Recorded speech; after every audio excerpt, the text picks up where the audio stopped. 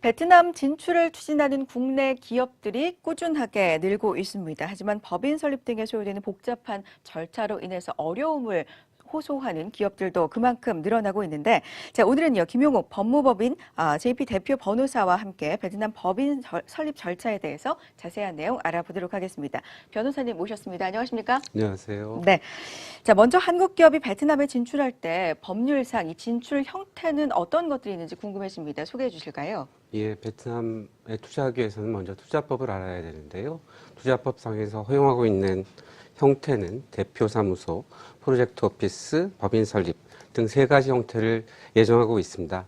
이 중 프로젝트 오피스 같은 경우에는 건설 프로젝트를 수행하는 건설사 등에서 주로 사용하시는 방법인데, 용어에서 알 수 있는 바와 같이 한 개의 프로젝트가 수행되는 동안만 법인으로서 존속할 수 있다는 점 때문에 일반적인 기업 같은 경우에는 대표 사무소하고 법인 설립의 방법을 이용하고 있습니다. 네. 대표 사무소 또는 법인 설립을 통해서 진출을 한다라는 말씀이십니다. 각각의 장단점이 있을 텐데요. 어떤 점이 예. 있을까요? 지금 장단점이라고 네. 말씀을 하셨는데요. 사실은 장단점이 아니고 어찌 보면 설립의 목적에 따라서 대표 사무소를 설립하거나 법인을 설립하게 됩니다. 대표 사무소 같은 경우에는 시장 조사나 영업 환경의 조사와 같이 영업을 목적으로 하지 않는 경우에 설립이 되는 것이고요. 법인의 경우에는 영업을 통해서 매출을 일으키기 위해서 설립하는 것이기 때문에 그 대표 사무소와 법인의 경우에는 그 목적에 있어서 차이가 있는 거고요.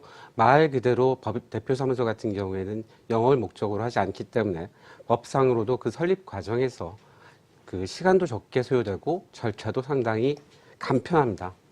다만 네. 대개의 경우 베트남에 진출하시는 경우에는 영업을 통해서 매출을 일으키시려고 하기 때문에 네. 일반적인 경우에는 다 대개의 경우 법인 설립을 통해서 진출하시게 되는 것으로 보시면 될 겁니다. 네, 그렇군요. 자, 법인 설립, 그렇다면 우리나라의 주식회사 설립 형태와 예. 비슷한지 궁금해지는데 어떻습니까? 예, 어느 나라건 간에 법을 통해서 회사의 형태를 규율하고 있습니다. 우리나라 같은 경우에는 법인 설립할 때 주식회사의 형태로 설립되는 경우가 대부분인데요. 베트남에 진출하는 한국 기업 같은 경우에는 한국과 달리 유한회사의 형태로 진출하는 경우가 많습니다. 네. 이는 투자 주체가 한 기업이기 때문에 100% 혼자 갖고 가서 사업을 영위하기 때문에 의사결정 구조가 편리하기 때문입니다. 베트남 법상으로도 주식회사가 규정되어 있지만 주식회사를 운영하기 위해서는 3인의 투자자가 필요한 상황이기 때문에 한 회사가 투자하는 경우에는 굳이 다른 2명의 투자자를 모아서 갈 필요는 없습니다. 네. 간단히 베트남 유한회사와 주식회사의 차이를 간단히 살펴보면 주식회사 같은 경우에는 많이 아시는 바와 같이 주주총회와 이사회 등의 구조를 통해서 의사결집을 하고 의사를 집행하게 되는데요. 유한회사는 비슷하긴 하지만 사원총회하고 법적 대표자를 설립해서 의사를 결정하고 집행하게 됩니다. 그리고 주식회사와 유한회사의 차이 중에 하나가 유한회사 같은 경우에는 일반 결의사항 같은 경우에는 65% 지분, 특별 결의사항 같은 경우에는 75% 이상 지분을 가진 자의 승인이 필요한데 네. 주식회사 같은 경우에는 일반 결의사항 같은 경우에는 51%, 그다음에 특별한 결의사항 같은 경우에는 65%의 지분권자의 찬성이 있으면 되기 때문에 우리나라랑 상당히 비슷하죠. 따라서 아까 처음 얘기 드렸던 바와 같이 한국 기업이 단독으로 투자하는 경우에는 유한회사로 가게 되는 것이 맞지만 베트남의 파트너와 같이 합작을 해서 가는 경우 그 지분 비율이 51대 49라면 의사결정 과정의 원활화와 집행의 편의성을 위해서 한 명의 우호주분을 더 끌어들여서 3인의 주주를 만들어서 주식회사 형태로 진출하시는 것도 생각해 보실 필요가 있고요. 최근에는 베트남 증권 시장도 활성화되어 있기 때문에 이후의 상장을 고려해서 애초부터 주식회사로 진출하시는 기업들이 왕왕 있는 것 같습니다. 네, 그렇군요. 자, 그렇다면 법인을 설립할 때 사전에 좀 확인을 꼼꼼하게 해봐야 되는 사항들도 있을 텐데요. 그 점을 한번 짚어볼까요? 예, 그러시죠. 네. 베트남 같은 경우에 한국 기업이 투자하기 위해서는 이게 한국 사람이 한국에 사업하는 것과 다르게 베트남에서는 한국인 기업은 외국인이기 때문에 외국인한테 허용된 비즈니스만 할 수 있다는 점이 가장 큰 제약사항입니다. 네. 따라서 그 베트남에서 자기가 어떤 사업을 하고 싶다라고 생각을 하신다면 그러한 사업이 베트남 관련 법률상 허용이 되는 것인지를 사전에 확인하실 필요가 있습니다. 베트남 같은 경우에 최근에 저희 한국 기업들이 들어갈 때 새로운 아이템을 갖고 들어가는 경우가 있는데 그러한 그 아이템 자체가 베트남에 익숙하지 않아서 베트남 법률상 규율되지 않는 네. 부분이 있어서 베트남 내부의 법률 그리고 WTO 약정 그리고 한배 FTA 등 국제 조약에서 허용되는 것들인지를 좀 확인해 보실 필요가 있고요. 개략적으로 말씀드리면 제조업 같은 경우에는 별다른 제약은 없는데 서비스업이나 유통업, 물류업 같은 경우에는 그 취급하는 아이템에 따라서 제약 조건이 있을 수 있기 때문에 사전에 그러한 부분에 대해서는 확인을 하시고 들어가시는 것이 낭패를 줄이는 방법이 될 수 있을 것 같습니다. 네. 무엇보다 외국인 투자자에게만 또 허용된 비즈니스 범위 같은 것들을 좀 꼼꼼하게 따져볼 네, 필요가 맞습니다. 있을 것 같습니다.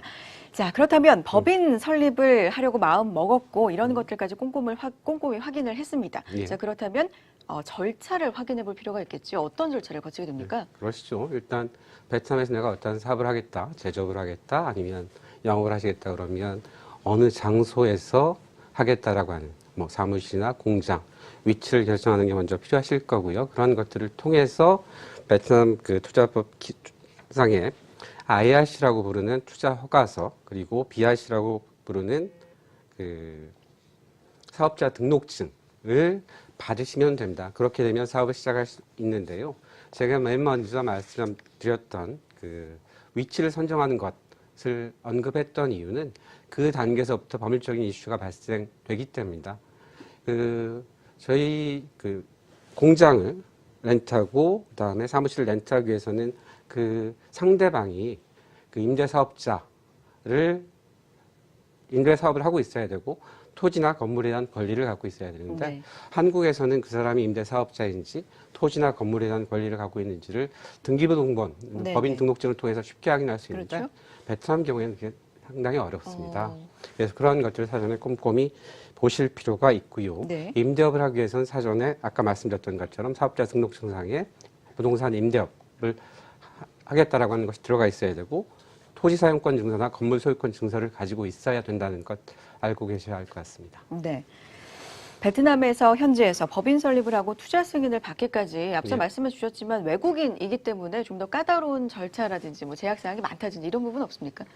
기본적으로 법률이 있기 때문에 그 까다롭다거나 형식적으로 그렇지는 않습니다. 다만 외국인이기 때문에 그런 것들이 좀 더 심하게 깐깐하게 본다라고 하는 느낌을 받으실 수는 있고요. 베트남 정부 입장에서 보면 당연히 그러실 분이 없을 것 같습니다. 그래서 여러 가지 것들을 좀 조심하셔야 되는데 네. 그리고 또 한 가지 더 첨언을 하면 아까 깐깐하다라고 하는 네. 것들이 지역마다 약간 차별성이 좀 있습니다. 지역마다. 예, 네. 호치민 같은 경우에는 조금 그 규정 해석에 있어서 완화된 면이 있고 하노이 같은 경우에는 그거보다는 조금 더 엄격하게 규정들을 해석해서 하노이에 투자 사업을 하시는 분들 같은 경우에는 좀 많이 깐깐하다 그런 느낌을 받으시는 경우가 네. 있는 것 같아요. 그렇군요. 알겠습니다. 자, 베트남 현지에 진출한 기업들의 법률 자문을 그동안 계속해서 해오고 계신 걸로 알고 있습니다. 진출 기업들이 그렇다면 가장 많이 하는 질문이 뭔가요? 그 부분을 짚어야 예. 가장 어려운 부분을 또 해결할 수 있을 것 같거든요. 예, 그렇죠. 네. 이게 저희가 그 베트남 자문을 시작한 지가 한 10여 년 됐는데요.